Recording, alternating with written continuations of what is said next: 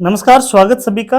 आज की इस सीरीज में पढ़ेंगे हम भारतीय संविधान के उन स्रोतों के बारे में जो विदेशों से लिए गए या भारतीय संविधान की विशेषताओं के बारे में इस सीरीज के माध्यम से हम पढ़ेंगे। तो महत्वपूर्ण प्रश्नों की ये सीरीज है, चाहे आप स्टेट लेवल की तैयारी कर रहे हो या फिर आप सेंट्रल लेवल की तैयारी कर रहे हो, तो भारतीय संविधान के कुछ प्रश्न आपको परीक्षा में मिलेंगे ही मिलेंगे। तो मैं सभी बिंदुओं की प्रश्नोत्तरी आपके सामने समक्ष प्रस्तुत कर रहा हूं। अगर आप व्याख्यात्मक रूप से कक्षा चाहते हो तो कमेंट में मुझे बता दीजिए, तो मैं अपने नोट्स के साथ आपके सामने रूबरू हो जाऊंगा व्याख्या रूप में, किसी भी राजस्थान जीके या इंडिया जीके के किसी भी पार्ट के लिए। तो आज का पहला प्रश्न रहेगा सीरीज में कि भारत के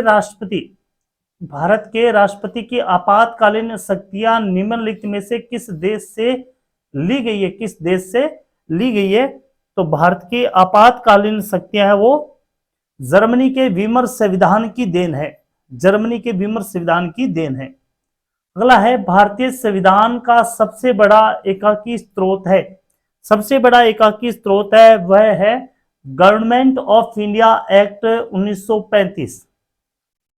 अगला है, भारत के राज्य के नीति निर्देशक तत्व सिद्धांतों को किस देश के संविधान से ग्रहण किया गया है?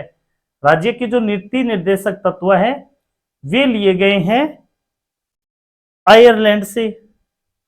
अगला है, विधि के समक्ष समता लिया गया है। विधि के समक्ष समता यानी कानूनी रूप से सभी समान होंगे। तो ये जो देन है वो किस देश की है? तो ये है इंग्लैंड के संविधान से लिया गया। अगला है, सूची फर्स्ट और सेकंड को सुमेलित करना, सूचियों के नीचे दिए गए कूटों का उपयोग करते हुए सही उत्तर का चयन करना। कई बार हम जल्दी जल्दी में और स्मार्ट हो जाते हैं, तो हम क्या करते हैं कि प्रश्न देखते नहीं है और सीधा ही हम उत्तर जैसे तैसे दिखे हम कर देते हैं, तो हमारा ज्यादा गलत भी हो जाता है।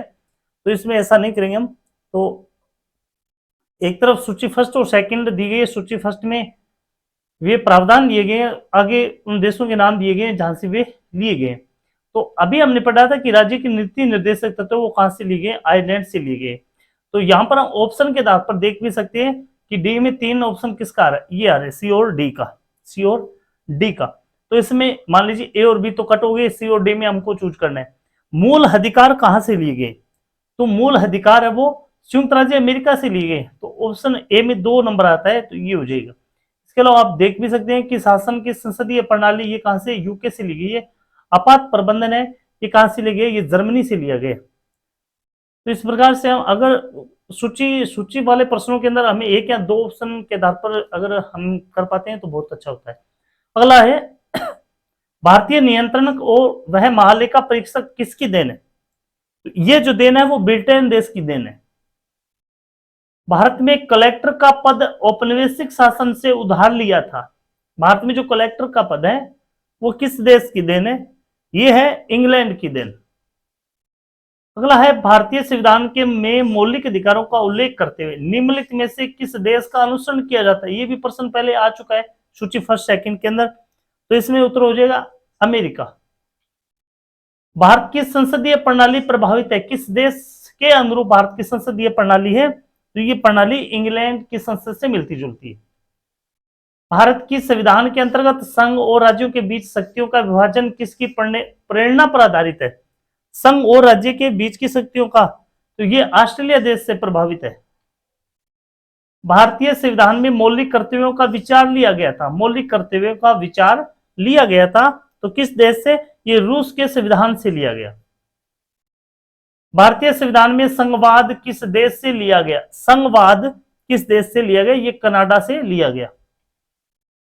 सर्वोच्च न्यायालय की व्यवस्था को भारतीय संविधान में किस देश से लिया गया? सर्वोच्च न्यायालय की व्यवस्था है वो भारत के में ली गई थी अमेरिका से। अमेरिका से सर्वोच्च न्यायालय की व्यवस्था। प्रश्न नंबर अगला है 14, संघात्मक शासन व्यवस्था को सर्वप्रथम किस देश ने अपनाया था? तो यह सबसे पहले अपनाया था, ये कनाडा ने अपनाया था। भारतीय संविधान की संशोधन प्रक्रिया किस देश के संविधान से प्रभावित है? संशोधन प्रक्रिया ये दक्षिण अफ्रीका से प्रभावित है। भारत की संघीय व्यवस्था किस देश की संघीय व्यवस्था से अधिक समानता रखती है? ये प्रश्न बार बार रिपीट होकर आ रहा है। तो संघीय जो व्यवस्था है ये हमें 2 बार प्रश्न ये पहले भी आ चुका है। अब प्रश्न का प्रारूप बदला गया थोड़ा सा, तो ये कनाडा।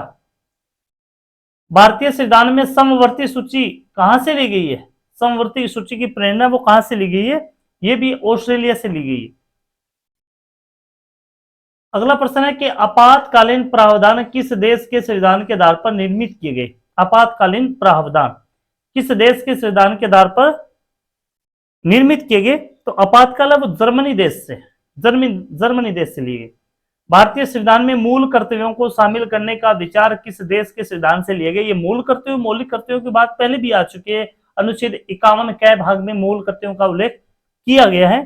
तो ये पूर्व सोवियत संघ से भारतीय संविधान में विधि निर्माण की प्रक्रिया को किस देश के संविधान के समान रखा गया? विधि निर्माण की प्रक्रिया को ये रखा गया है ब्रिटेन के समान। भारत के संविधान निर्माताओं ने न्यायिक पुनर्वालोकन के विचार को ग्रहण किया है। न्यायिक पुनर्वालोकन के विचार को ग्रहण किया है। किस देश से ग्रहण किया है? तो ये अमेरिका देश से ग्रहण किया है। संविधान के संरक्षक के रूप में सर्वोच्च न्यायालय का अधिकार विश्व के किस संविधान से लिए गए? सर्वोच्च न्यायालय का अधिकार, ये प्रश्न पहले भी आ चुका है। तो किस देश से लिए गए? ये अमेरिका के संविधान से लिए गए। कानून के समान संरक्षण वाक्य कहां से लिया गया? विधि के समता अधिकार, ये प्रश्न वही है। तो ये रिपीट हुआ ये भी, तो ये अमेरिका से लिया गया। भारतीय संविधान में आपात संबंधी उपबंध भारत शासन अधिनियम 1935 के संविधान, भारत शासन अधिनियम 1935 और रिक्तस्थान के संविधान से लिया गया है। किस के संविधान से लिया गया? ये प्रश्न है। तो जर्मनी के वीमर संविधान, ये प्रश्न भी पहले आ चुका है। निम्नलिखित में से वह संवैधानिक दस्तावेज कौन सा है जिसका भारतीय संविधान तैयार करने में गहरा प्रभाव पड़ा था? तो वह संविधान कौन सा है? ये भारत सरकार अधिनियम 1935 का संविधान। निम्नलिखित में से कौन सा लक्षण भारतीय परिसंघ और अमेरिकी परिसंघ में समान रूप से पाया जाता है? तो ये पाया जाता है संविधान के निर्वाचन के लिए परिसंघीय उच्चतम न्यायालय। डी ऑप्शन इसमें सही रहेगा। अगला है संसदीय शासन प्रणाली सर्वप्रथम किस देश में विकसित हुई थी? तो ये किसमें? ये ब्रिटेन देश में विकसित हुई थी। अगला है भारतीय संविधान में सम्मिलित संसदीय व्यवस्था किस देश से ग्रहण की गई? तो ये दोबारा गया प्रश्न, ब्रिटेन से ग्रहण की गई थी। भारत में राजनीतिक व्यवस्था के मूलभूत लक्षण है। ऑप्शन के आधार पर आपको बताना है, 4 इसमें दिए गए हैं पहले कथन, तो उसके ऑप्शन के आधार पर आपको बताना है। तो सबसे पहले रहेगा कि यह एक लोकतांत्रिक गणतंत्र है, ये बिल्कुल सही है।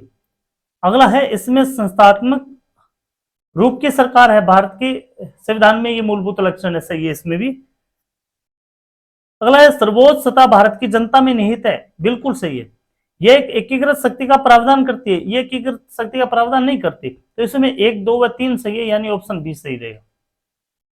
भारत में प्रजातंत्र इस तथ्य पर आधारित है कि, भारत में प्रजातंत्र इस तथ्य पर आधारित है कि संविधान लिखित है? नहीं, यहां जनता को सरकार चुनने और बदलने का अधिकार प्राप्त है। प्रजातंत्र इसी पर होता है, जनता के द्वारा जनता के लिए चुना जाता है।